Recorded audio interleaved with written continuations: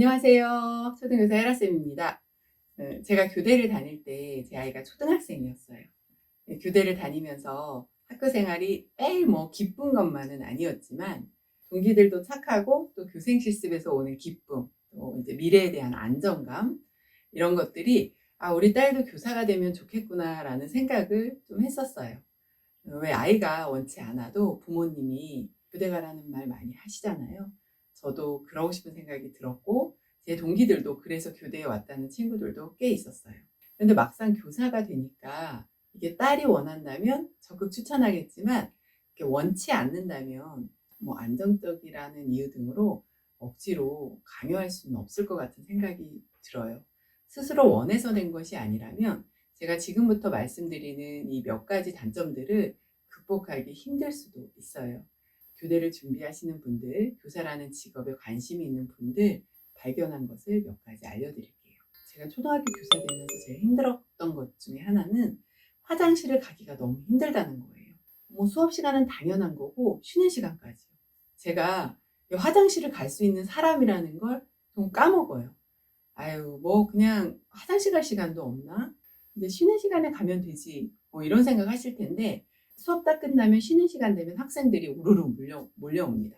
집에 있었던 일이나 또 친구에 대해서 친구가 자기 잘못했다 이르는 거, 또 친구가 때렸다 이렇게 알리는 거, 이런 것들을 선생님한테 말하러 진짜 우르르 거의 줄 서 있어요. 줄 서지 않으라 그러면 정말 완전히 그냥 완전 시장판처럼 막 그렇게 몰려와요.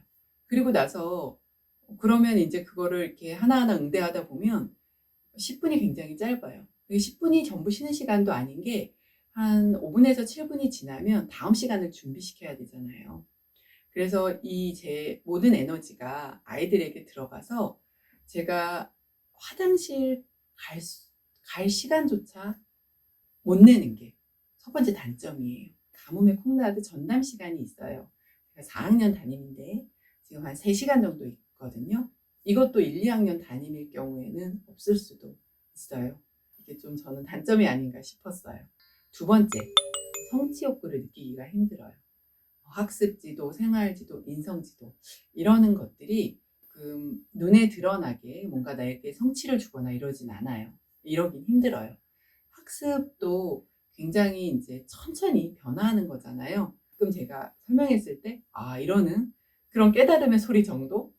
또 생활지도는 진짜 반복을 계속해도 수십 번 이야기해도 이 습관을 좋은 방향으로 바꾸는 게 힘들잖아요. 인성 부분은 더 잘한대요. 학부모님도 하지 못한 인성지도를 이렇게 교사가 눈에 띄게 하기는 힘들죠. 성취 욕구를 느낄 만큼 하는 것이 쉽지 않아요. 학습, 생활, 인성지도 이 각각의 변화라는 것은 정말 정말 미묘하고 변화된다 해도 천천히 티가 안 나게 변화되잖아요. 성취 욕구를 충족시키려 하신다면 진짜 크게 바라지 않으셔야 해요. 세 번째, 감정 소모가 많아요. 교사는 일하는 베이스가 학생, 사람이에요.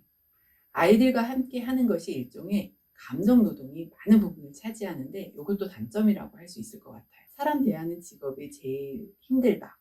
그 감정을 다루는 것이 힘들다. 이런 이야기를 들었는데 이게 많이 맞는 것 같고 특히 교사는 더 힘든 부분이 있어요. 사람 상대하는 직업이 사실 많잖아요. 서비스 직종도 있고 사실 의사 선생님도 사람 대하는 직종일 수도 있어요. 그런 직종조차도 메인이 사람의 초점을 맞춰 뭔가 일을 진행하는 것이 아니라 뭔가 업무가 있고 그 뒤 배경에 사람이 있는 건데 교사의 경우에는 메인이 사람이에요. 예를 들면 전자제품 서비스센터 직원이라고 해보세요. 그럼 그분은 사람을 상대한다고 해도 알고 보면 서비스를 해줄 물품만 잘 AS 해주면 고객과의 문제는 없어지잖아요. 근데 교사는 그 학생, 사람 그 자체예요. 또 솔직히 아이들만 이렇게 대하면 그런 대로 괜찮아요. 그런데 그 아이들이 자신의 인생의 목표이신 학부모님을 대하다 보면 마음에 상처를 받는 일이 종종 생깁니다. 물론 교사만 상처받지 않고 서로 상처를 받겠죠. 그런데 그걸 매일 하고 있다고 생각하면 쉽지 않은 직업인 것 같아요. 네 번째, 매해 학생 지도에 어려움이 있어요. 함께 하기 많이 힘든 학생이 꼭 있거든요. 왜냐하면 1학년은 복불복이고 1학년 외에 2학년부터는 좀 선생님들이 이렇게 대하기 힘든 아이들, 그런 아이들은 나눠요, 공평하게. 그러니까 한 반에 몇 명은 꼭 있어요. 그리고 사건, 사고도 매일 일어나요. 잘 지도해야 되는 것이 이제 관건이지만 사실 이런 학생들을 대하는 것 힘든 게 사실입니다. 5번째, 익명에 묻혀 살 수 없어요. 꽁꽁 숨어 살 수 없는 직업이에요. 서울을 비롯한 대도시는 좀 상황이 다르겠지만 중소도시나 군단위 지역에서는 약간 인기 없는 연예인 정도의 느낌으로 살 수도 있어요.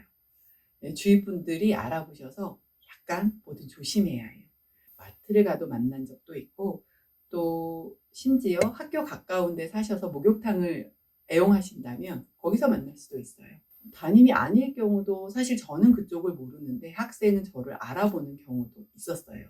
제가 영어 캠프를 방학 때 3일을 운영하는데 그때 함께 했다는 이유로 학생과 학부모님이 우르르 와서 인사해서 정말 깜짝 놀랐던 적도 있습니다.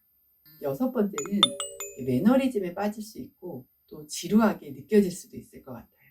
초등학교 1학년부터 6학년 교과 내용은 누구나 가르칠 수 있잖아요. 어렵지 않아요. 준비 안 하고 싶으면 사실 안 해도 뭐 누가 뭐라고 할 사람 없어요. 물론 가장 무서운 건 학생의 눈이라고 생각하지만 뭐라고 할 사람이 사실 딱히 없어요. 매너리즘에 빠지기 쉬워요. 7번째, 잡무가 많다는 걸 단점으로 꼽으시는 분들도 많아요. 수업 외에 할 일이 좀 많아요.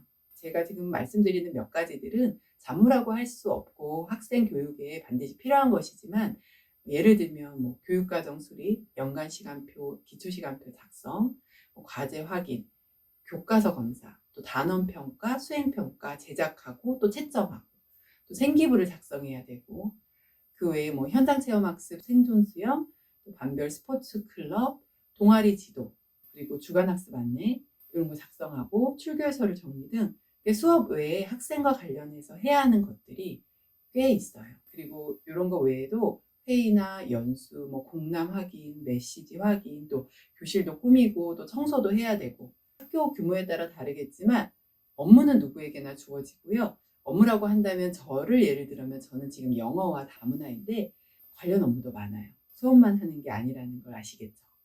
마지막, 위에서 말한 내용 때문인지는 모르겠는데 진짜 날마다 너무 피곤해요. 그래서 제가 원인을 잠깐 생각해 봤는데 말을 하거나 말을 듣는 이런 것 때문에 좀 더 피곤한 것 같은 생각이 드는 거예요. 카페에서 친구를 한 8시간 정도 만난다고 생각해 보세요. 너무 힘들지 않나요? 친구와 즐거운 8시간 동안의 시간도 힘든데 25명과 어떤가요? 수업 시간만 떠들지 뭐 8시간 내내 그렇겠냐. 아까 제가 말씀드렸듯이 쉬는 시간에도 계속 와요. 그리고 복도에서도 졸졸 따라다니고 뭐 연구실에 있으면 연구실 밖에서 힐끔거립니다. 선생님 뭐 하세요? 이러면서. 수업이 끝나면 끝이냐? 16학년은 방과 후를 한 3시 30분 정도에 시작할 경우가 많은데 그때까지 교실에서 대기하고 있고 또 몇 명은 선생님 퇴근할 때까지 교실에서 놀고 가는 아이들도 있어요. 그래서 앞에 거 모든 걸 포함하는 이 피곤하다. 이것이 총망라하는 단점이 아닌가 싶습니다.